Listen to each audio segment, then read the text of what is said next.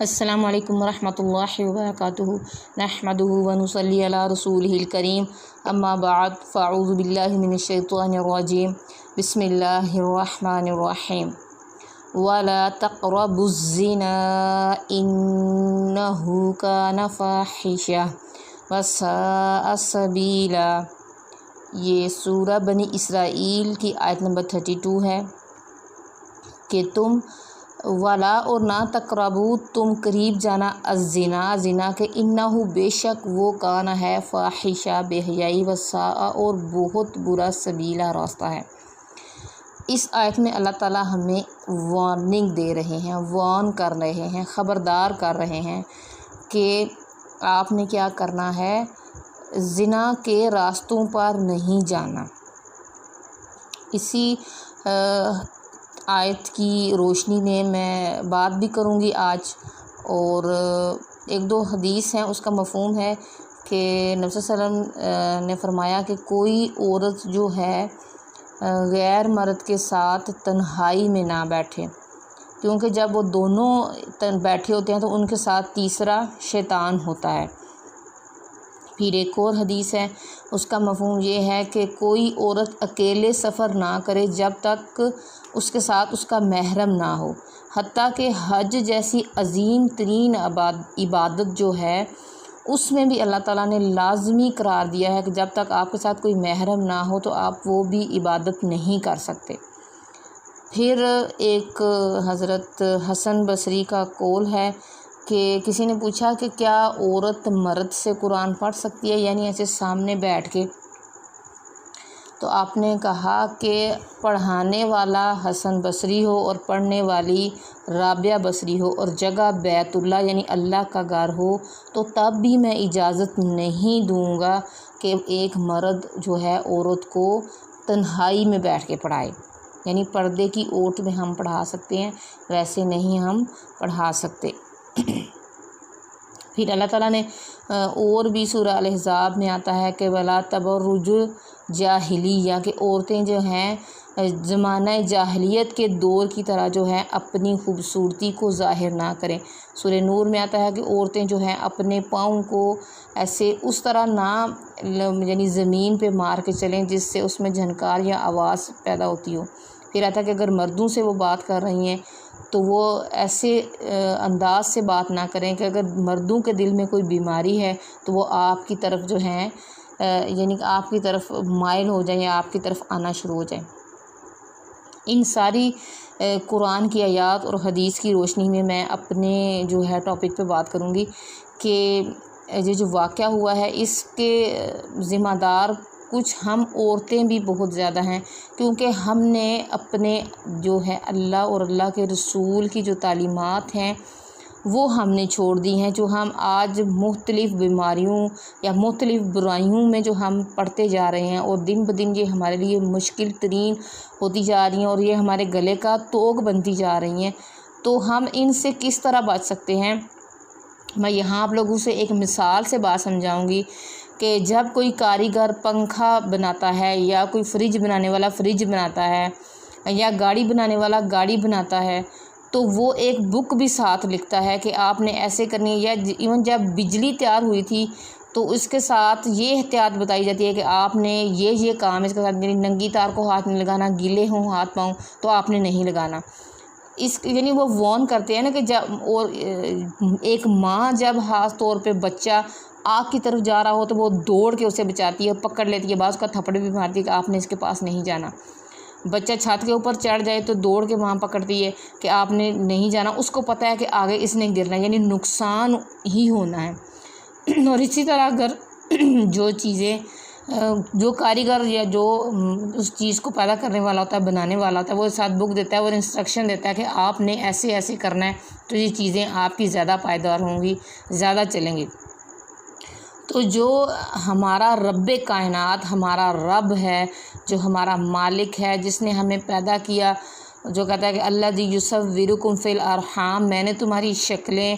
تمہارے رحموں یعنی پیٹوں کے اندر ہی، ماں کے پیٹوں کے اندر ہی بنائی ہیں، تو وہ جو ہمیں بنانے والا ہے اس نے مرد کو بھی بنایا، اس نے عورت یعنی جینڈر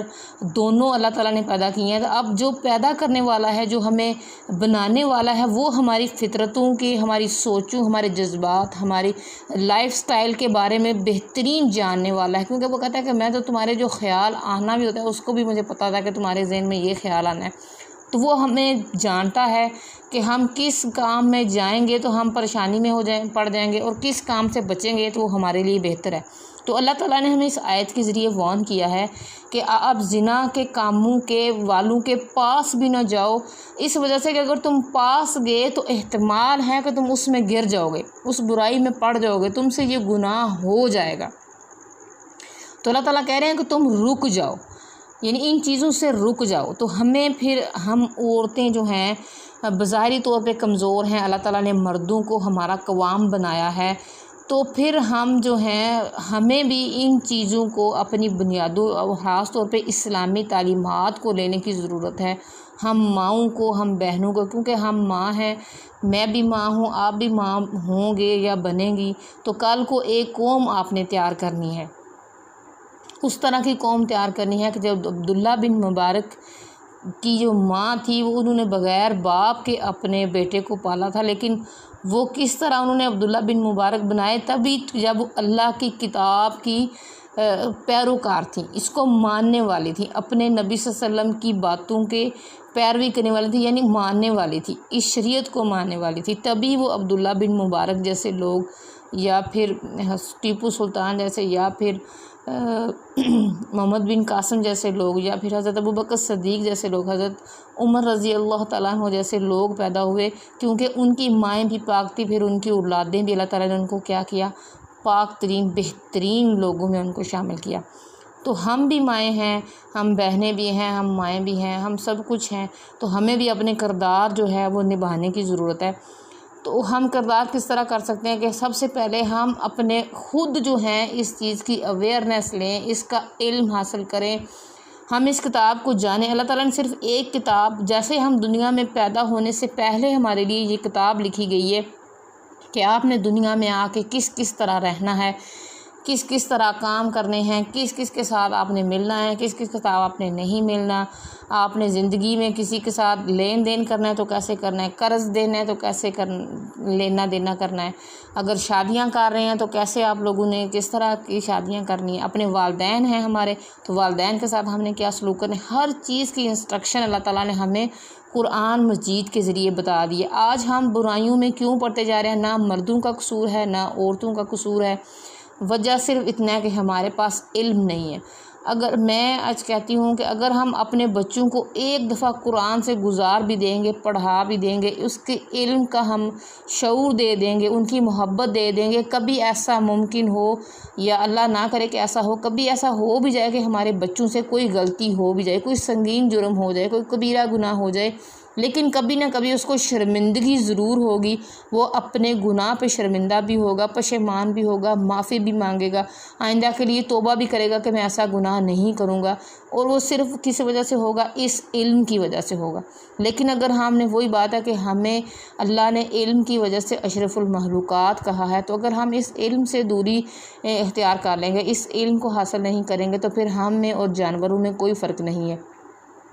ہم کہتے ہیں کہ درندہ صفت لوگ، درندہ اس لیے کہتے ہیں کہ اس کو احساس ہی نہیں ہے کہ یہ کوئی انسان پڑا ہوا ہے، اس کو احساس نہیں ہے کہ کوئی جانور پڑا ہوا ہے، اس کو احساس نہیں ہے کوئی زندہ ہے، اس کو احساس نہیں ہے کوئی مرا ہے، اس نے جسٹ اپنی وہ عادت پوری کرنی ہے اور آگے چلے جانا ہے، کیونکہ اس کو شعور نہیں ہے، اس کو احساس نہیں ہے کہ یہ چیز کیا پڑی ہوئی ہے، میں نے اس کے ساتھ بہیو کیسے کرنا ہے، میں نے اس کے ساتھ سلوک کیسے کرنا ہے، اس کو میں نے استعمال کس طرح کرنا ہے۔ وہ صرف انسانوں کو اللہ تعالیٰ نے یہ شعور دیا ہے کہ ہم اپنی چیزوں کو کس طرح استعمال کر سکتے ہیں۔ تو ہمیں، میری بات کرنے کا مقصد صرف اتنا ہے کہ اللہ تعالیٰ نے ہمیں قرآن میں، جیسے کہتے ہیں کہ قرآن میں مرد کے نام کی صورت نہیں ہے لیکن النساء عورت کے نام کی صورت ہے،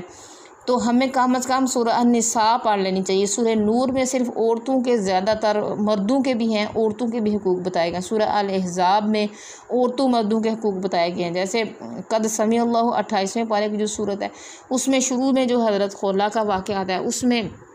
عورتوں کے مسائل بتائے گئے ہیں۔ تو اگر ہم چاہتے ہیں کہ ہم ان برائیوں سے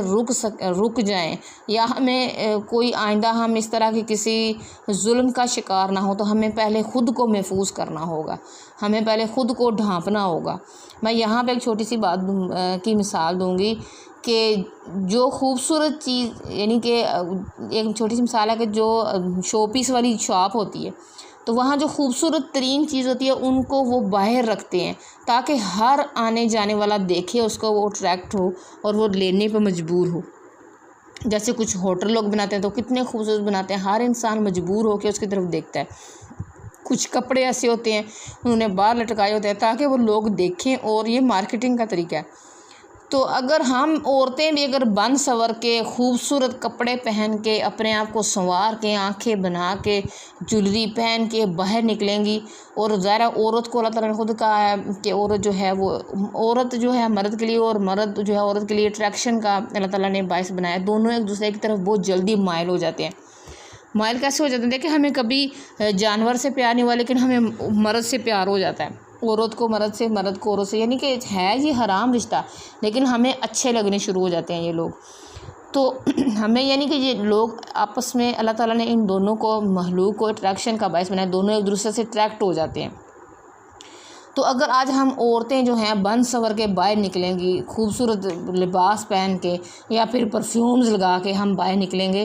تو پھر جو نہیں بھی دیکھنا چاہے گا وہ بھی ہماری طرف دیکھے گا۔ لیکن اگر ایک چیز کو ہم نے ڈھانپ کے رکھا ہوا ہے اور ہم نے کور کر کے رکھا ہوا ہے تو دیکھنے میں وہ بڑی بری لگتی ہے۔ اب ہمیں نہیں پتہ اس کے اندر کیا چیز ہے، خوبصورت ہے، بری ہے، اچھی ہے، جیسے بھی ہے، تو لوگ اس کو بے دھیانی سے گزر کے نکل جائیں گے، یعنی اس کی طرف لوگ دھیان نہیں دیں گے۔ بالکل ہمارا بھی وہ حساب ہے،